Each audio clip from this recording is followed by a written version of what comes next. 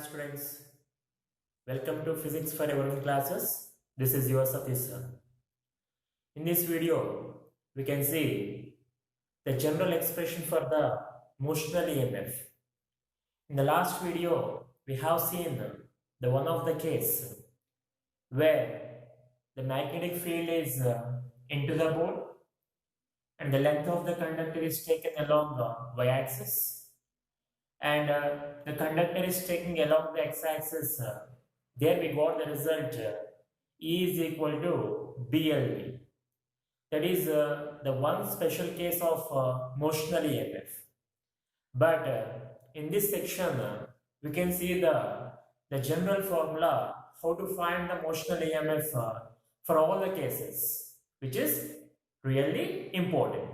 Let us start the today's topic, the general formula, which is already given here. We need to get that E is equal to integral of V bar cross B bar dot DL bar. You can see there it is being used two operations. The one is cross product with the dot product.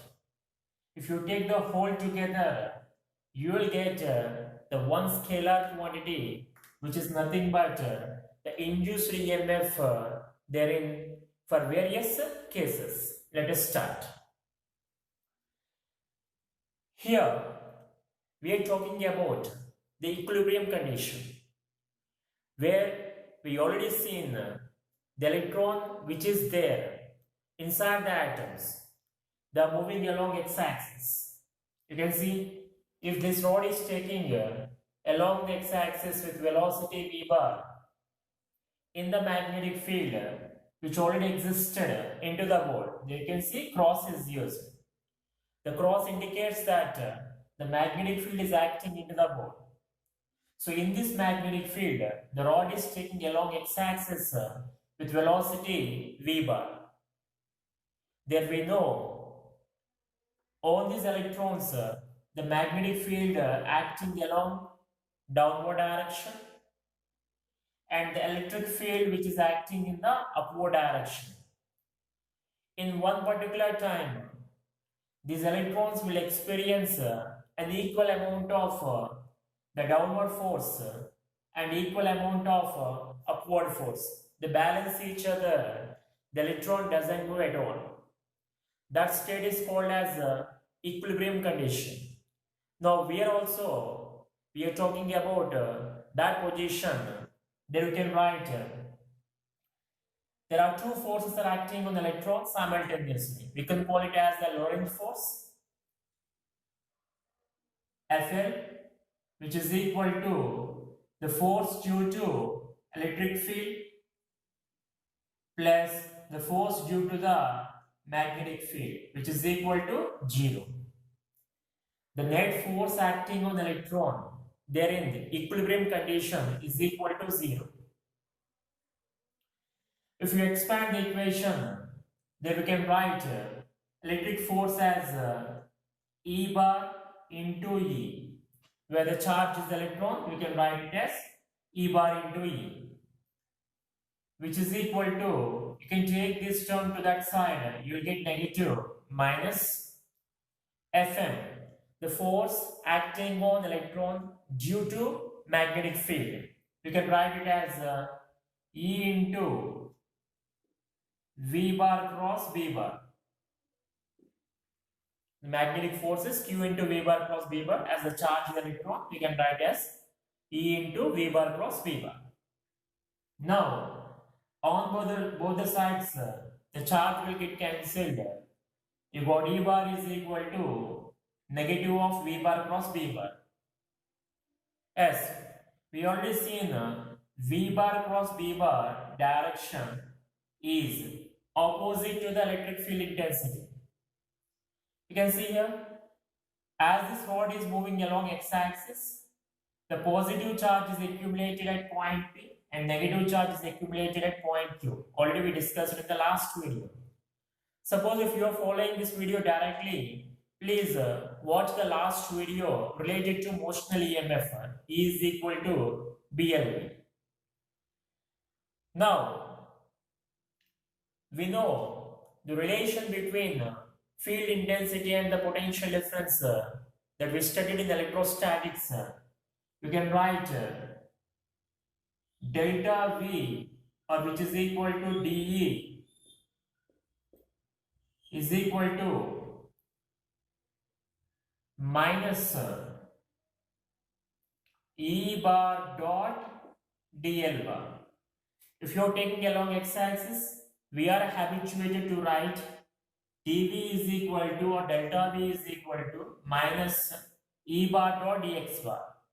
Along y-axis, E bar dot dy bar. Along z-axis, E bar dot dz bar. In more generally, I am writing in terms of the displacement vector, which is the length of the conductor, dV, which is equal to, or dE, that is equal to minus E bar dot dl bar. Now taking integration on both sides, you can take the integration. Then you will get integral of dE is what we are expecting, the motional EMF. In the general case, E is equal to minus integral of E bar dot dl bar. Now you can take this expression, E bar is equal to minus B bar cross B bar, here in this step. You name it as equation, this is the equation 1 with the Lorentz force, and here is the equation 2 with the relation between the potential difference and the field intensity. By using these two equations, you will get the induced EMF is equal to minus integral of how much you got E bar, you can see negative V bar cross V bar. So minus into V bar cross V bar and followed by dot dl bar. And negative get cancelled out. E is equal to integral of V bar cross B bar dot dl bar. Here you can see. So what we are expecting, the same you got here. Induced EMF. In more general way, we can write, it is not BLV, we can write E is equal to integral of V bar cross B bar dot dl bar. If you look at this expression carefully, V bar cross B bar, that we can easily find the direction of it by many rules. But we are taking the cross rule, which is V bar along x-axis, B bar into z-axis.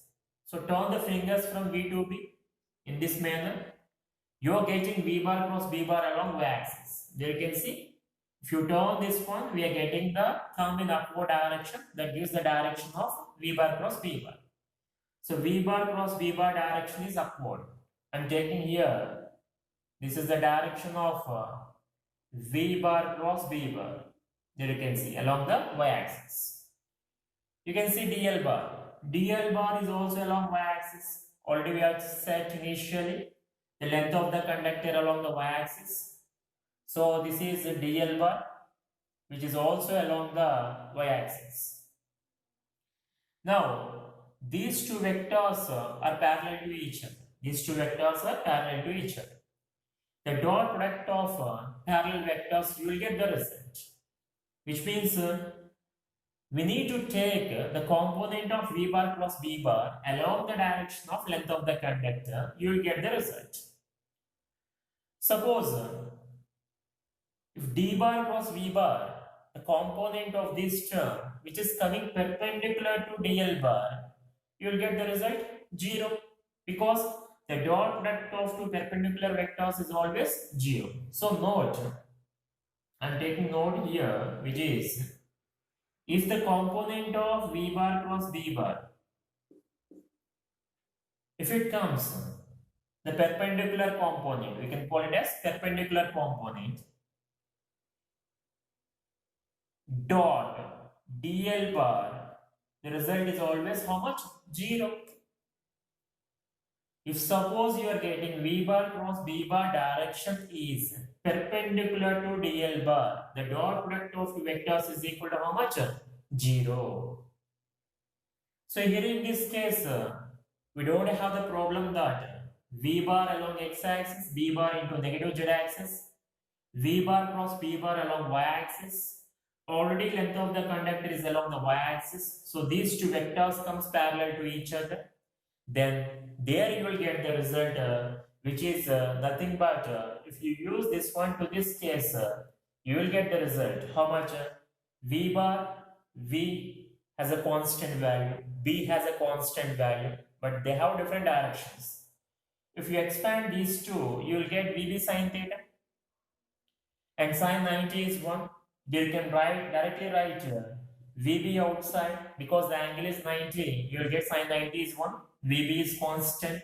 It is taking out of the integration as it is a constant. The left part is integral of dl bar. You can see. So integral of dl bar, if you add all such small elements in this manner, this is dl, this is another dl, like this. If you're adding all such elements, finally you will get the entire length of the conductor, which is equal to BLV. So you got the initial result by using the general formula, which is E is equal to integral of V bar cross B bar dot DL bar. So more specific formula for finding induced EMF in motional EMF is this one. And this is the one of the case where the magnetic field, length of the conductor and velocity of the rod are mutually perpendicular to each other. Then directly we can apply E is equal to BLV to find the motional EMF. Is it okay? Yes.